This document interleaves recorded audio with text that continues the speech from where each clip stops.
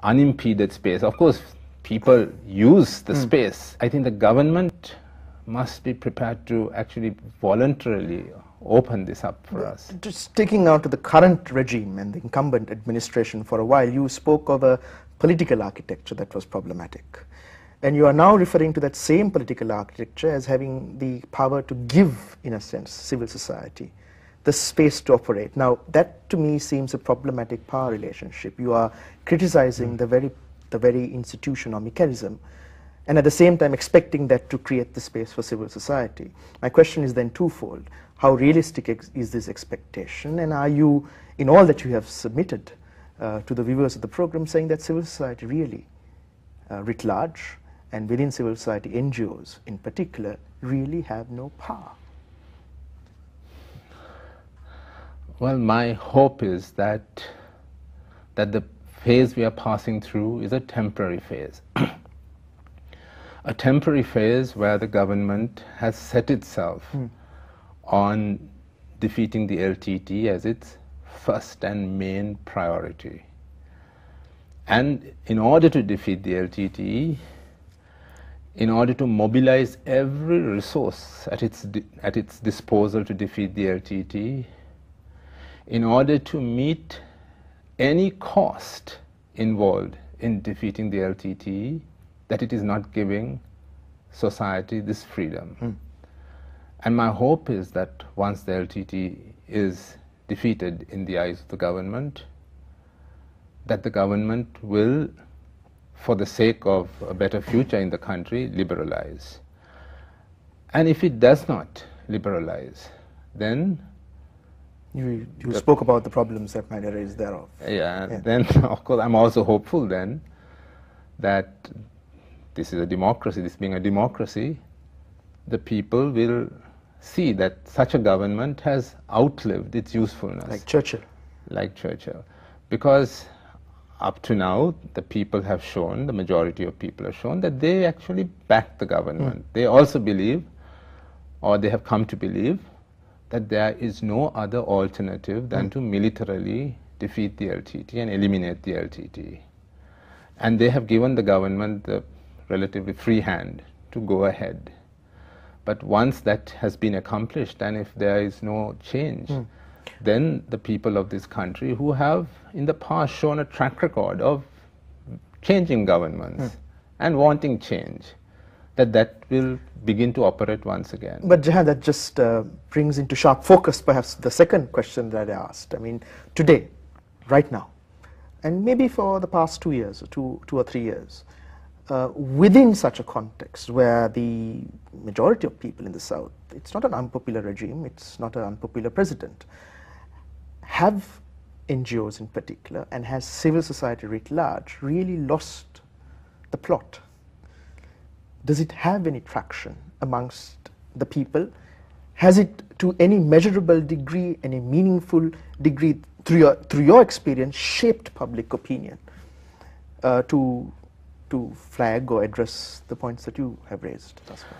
See, I think public opinion, to a large extent, it follows the government. It follows the political trend, and for government, for instance, during Ranil Wickremesinghe's government, during that period, and also Chandrika Kumaratunga's last period, I think public opinion polls showed that people, although they began to be very critical of the peace process towards the end, they nevertheless spoke in terms of, they wanted a political solution. 70% of the people were saying in favor of devolution as a political solution, saying that a political solution was necessary, and were not actually wanting to go to war. There was no vote, public opinion polls at least, did not show any vote in favor of war. And even at that presidential election, the decisive one of 2005, President Rajapaksa, or at least at that time he was Prime Minister, he never promised, he never said he'll go to war. He said he will give us a dignified peace.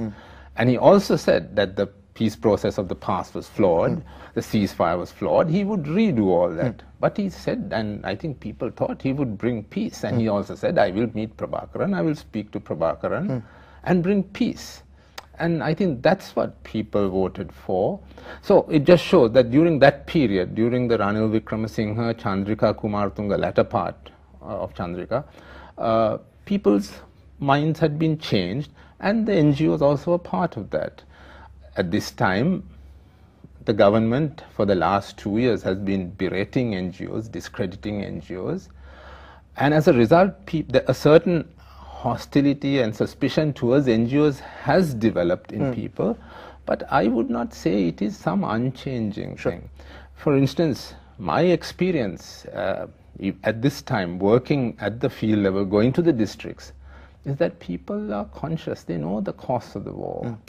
And so when we talk to them, we find that they are prepared to go further than what the government apparently is prepared to go in terms of political reforms. For instance, we have had community leaders, respected people in the districts, school principals, government officials, local level politicians, signing on, publicly signing on to statements that go beyond the 13th Amendment provincial councils. And who has, where are these, what are these statements? And these have been published. We have published one or two in the newspapers. We have advertised and placed them. And the people have known that their names are going to be shown in public, and yet they are willing to stand by that because they know they might be criticized by their neighbors for having agreed to such a... So this shows that, I mean, there is a certain responsiveness. So I think civil society, NGOs, we have a role, and this is what gives me the hope and the confidence that when the government gives leadership in the future, if it does, then it can take the people with it to a just solution. I mean, I half-jokingly asked you before the start of the program, do we in civil society and in NGOs have to eat humble pie and say that maybe we were wrong and that the LTT could be militarily defeated and that a solution could only ever be thought of, or the beginning of a solution could ever be thought of once the LTT was militarily quashed, and that it was not possible to actually negotiate with them as a partner.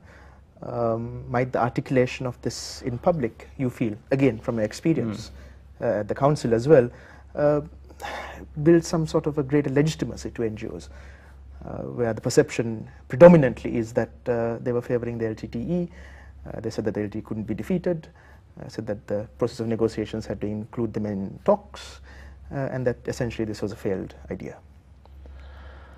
I think those of us who are in civil society who have decided to commit themselves to education, to social work, which is what civil society is really about. We have certain ideals and values and hopes. And one of our ideals and values and hopes is that people change, that everyone changes. And that is not merely being foolish or naive, because that is what our religions teach us, and most of our people are very firm adherents of our religions.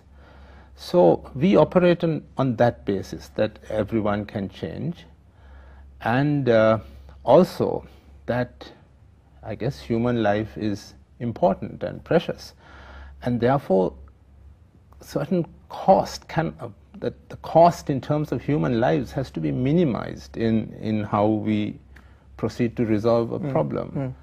The LTT was not prepared to change, and as a result of not being prepared to change and accommodate to new realities such as the global change in the world, the war against terrorism, 9/11, now the LTT is, as a result, paying the price, and it is getting defeated.